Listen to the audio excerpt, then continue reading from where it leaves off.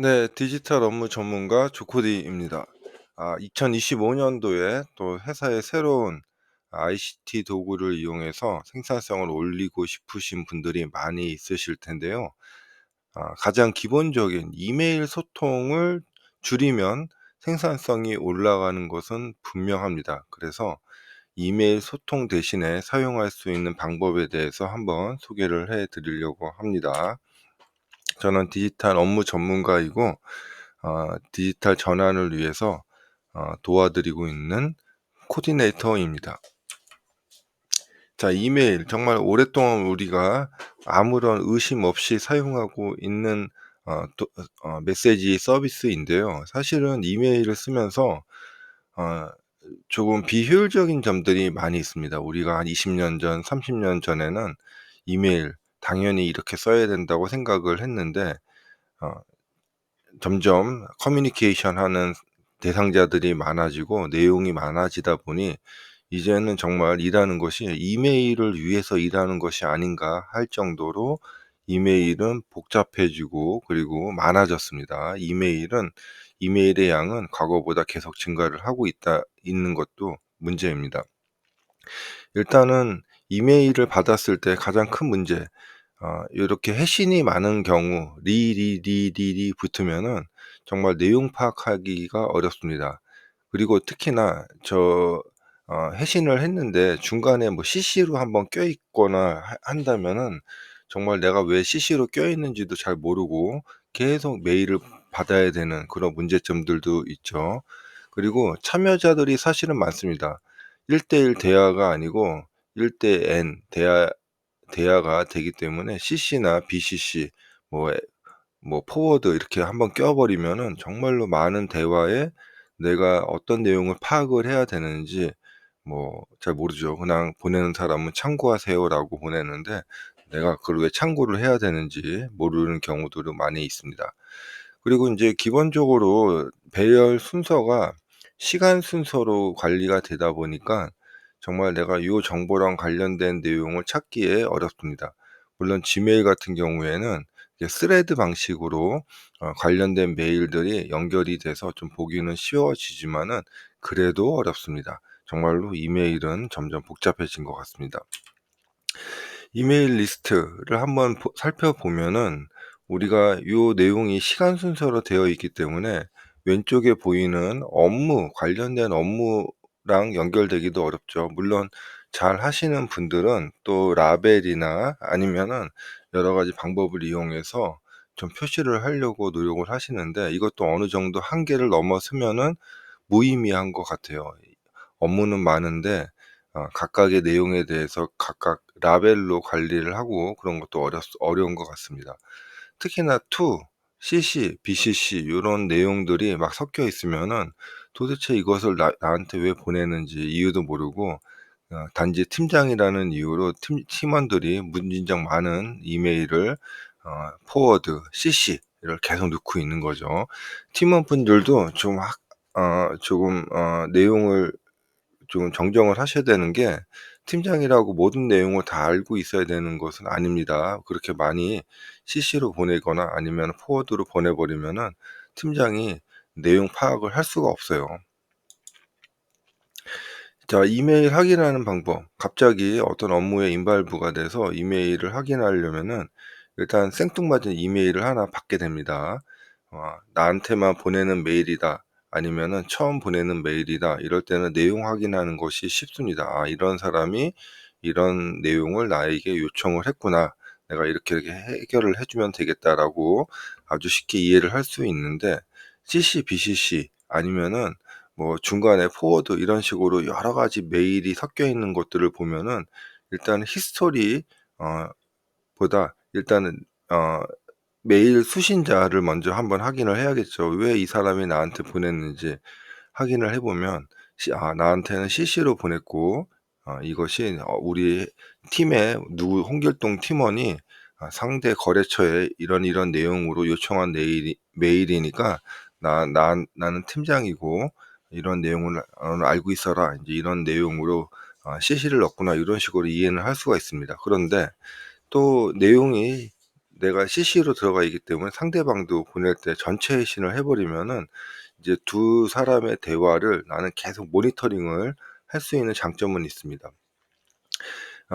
이렇게 인제 메일 발신자, 수신자를 확인했으면 메시지 내용을 확인하죠. 근데 메시지 내용 자체가 계속 회신이 되다 보면 쌓이고, 쌓이고, 쌓이게 됩니다. 자, 그래서 일단은 또 복잡해지고요. 이 내용이 왜 그런 얘기를 했는지 중간에 히스토리를 확인을 해야지 전체 이 사람이 왜 이런 내용으로 메일을 보냈는지 받았는지 확인을 할 수가 있겠죠. 그리고 이제 관련 문서들이 계속 어펜드가 되기 때문에 버전 관리도 사실은 어렵습니다. 그러니까 맨 처음에 1.0 으로 보냈다가 다시 개정해서 1.1로 보내고 이런 내용들이 쭉 쌓이다 보면은 어떤 내용이 어떤 문서가 맞는 건지 확인하기도 점점 어렵습니다. 그리고 인제 그 내용을 다 이해를 해야지 사실 이메일 회신을 할 수가 있습니다.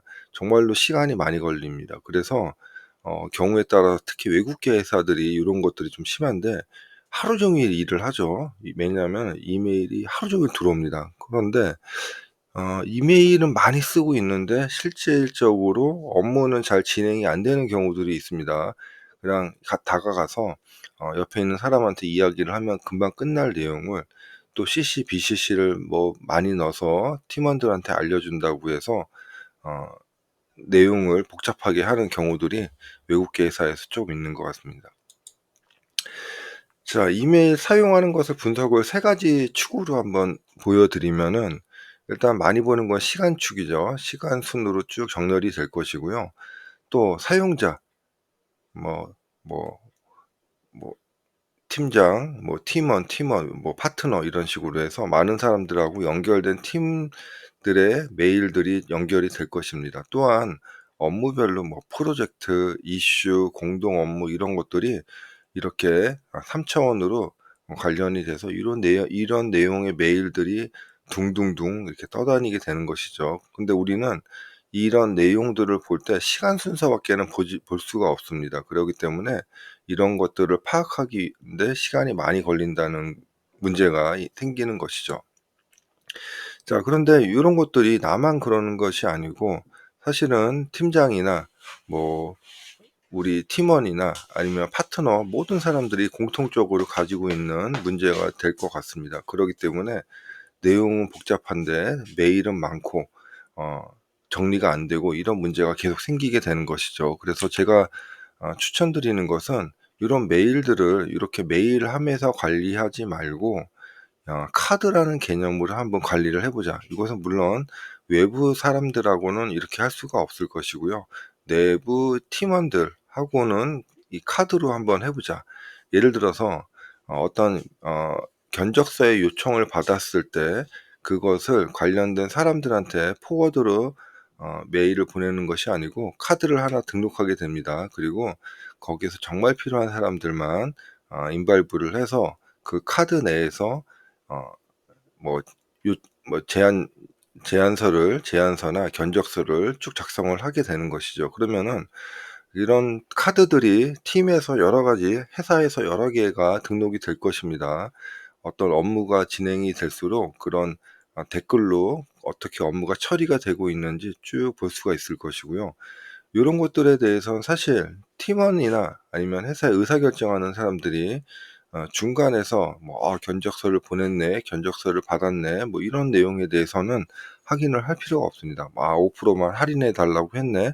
그거보다는 결과만 확인을 하면 되겠죠. 결과나 아니면 진행 상태만 확인을 하면 됩니다. 조금 느슨한 경영 관리 방법이 될 수도 있겠지만은 너무 메시지가 많아져 버리면 사실 팀장이나 아니면 경영자들은 확인을 못하는 문제를 해결할 수 있는 방법이라고 생각이 됩니다. 그래서 요런 카드 하나에서 어떻게 처리가 되고 있는지 나중에 확인만 할 수 있다면 오히려 회사에서 더 많은 커뮤니케이션을 줄일 수 있는 방법이라고 생각이 되고요. 이 카드의 업데이트 내용, 뭐 관련 문서, 연관자, 또 요 내용이 어떻게 진행이 되고 있는지 상태를 등록을 하시면 더 효율적인 방법이 될 거라고 생각이 됩니다. 자, 그래서 외부 파트너들하고는 사실은 이메일로 소통하는 방법밖에는 없을 것이고요. 내부의 직원들하고는 아까 말씀드린 카드 형태로 관리를 하는 것도 방법이 될 것 같고, 이 레인이라고 하는 방법, 이것은 지금 진행이고 요것은 완료이고 요거는 약간 진행하는데 문제가 있다, 이런 식으로 레인을 정해서 본다면은 이 업무 워크플레이스라는 공간에서 지금 우리 회사의 업무가 이렇게 진행이 되고 있구나, 지금 견적 요청에 대해서 진행하는 거는 7건이거나 이런 식으로 알 수가 있습니다. 이것은 왜 진행되는데 잘 지연이 되었을까라고 확인을 해보면은, 예를 들어서 고객의 과도한 디스카운트를 때문에 해결이 안 됐다, 이런 식으로 이런 문제점들이 있구나라고 파악하는 것도 어렵지 않을 것 같습니다. 자, 그래서 오늘은 쉽게 한마디로 결론으로 말씀드리면은, 저도 지금 겪고 있는 문제, 너무나 많은 커뮤니케이션을 해결하기 위해서 지금 이제 트렐로라고 하는 것을 사용을 해서 업무를 좀 정리를 하고 있는데, 그 내용에 대해서 한번 설명을 드렸고요. 이런 내용에 대해서 사실 2025년도에 한번 해결을 좀 해야 되지 않을까, 이제 이런 생각으로 한번 작성을 해봤습니다. 여러분 혹시 의견 있으신 분들은 답변 달아주시면은 저도 저도 생각을 해보도록 하겠습니다.